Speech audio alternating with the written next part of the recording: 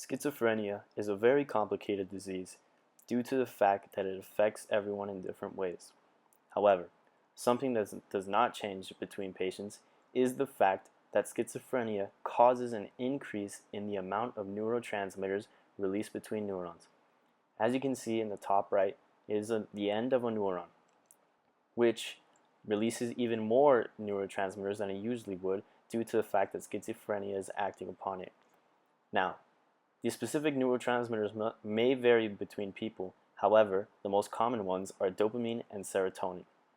So, the clozapine counteracts this excess of neurotransmitters, specifically dopamine and serotonin, by blocking the receptor sites for these individual neurotransmitters so that they have nowhere to go.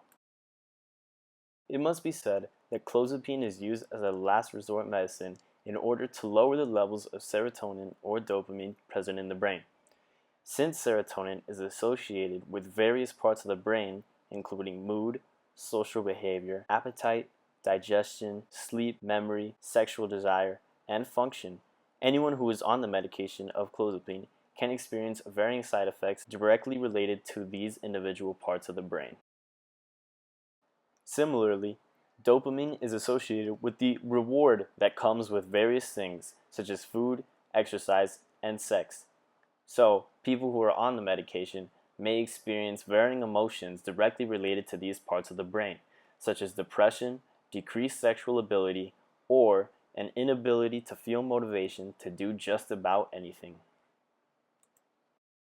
Although there is no specific research regarding how tolerance towards specifically clozapine develops, there are two different known ways in which tolerance in general can develop towards drugs. The first is called pharmacokinetic tolerance, which is at a cellular target level and occurs when a drug targets a cell's receptors and triggers the inhibition of an enzyme that orchestrates several chemicals in the cell to maintain a firing of impulses.